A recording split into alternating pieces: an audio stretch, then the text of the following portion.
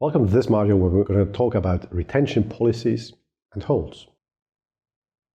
Why would we need retention policies or holds? Well, due to compliance requirements. Some compliance schemes have requirements regarding data retention. You can often be satisfied using a write once, read many, or warm storage model.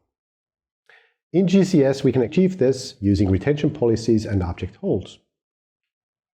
A retention policy is set on a whole bucket at once, and it will prevent deletion or modification of object data for the time defined after they have been uploaded. Note that this is not applicable to any object metadata. Retention policies are bucket metadata itself and require bucket update permissions in IAM or the owner permission in ACL. A retention policy can then further on be locked, after which it can't be removed or the retention period cannot be decreased anymore. A locked retention policy can have its retention period increased though. Locking a retention policy is also irreversible. There are some side effects that come from retention policies. First of all, we can't delete a bucket that has a retention policy unless all of the objects within the bucket have fulfilled the retention duration. Additionally, retention policies can't be used with buckets that have object versioning enabled. Parallel composite uploads are not possible, as the uploaded pieces couldn't be deleted. Similarly, completing a multi-part upload using the XML API is not possible if it would overwrite an existing object.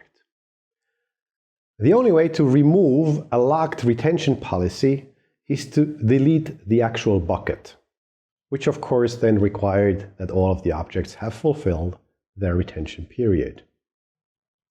Note that also the project that includes a bucket with a locked retention policy will have a lion created that doesn't allow the project to be deleted without prior removal.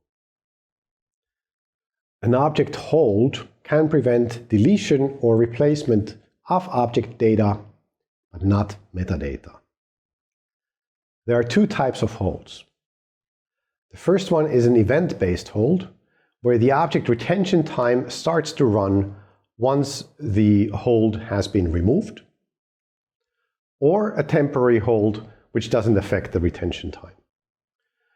Event-based holds are handy if you need an object to be persisted for a retention time after a certain event has occurred. Here, the retention timer doesn't start with the object upload timestamp, but rather when the object hold is removed. Think of a loan agreement, which you need to keep for 5 years after the loan has been totally repaid. In that case, the object hold would be removed once the loan has been repaid, and then the 5-year retention period starts from that moment onwards.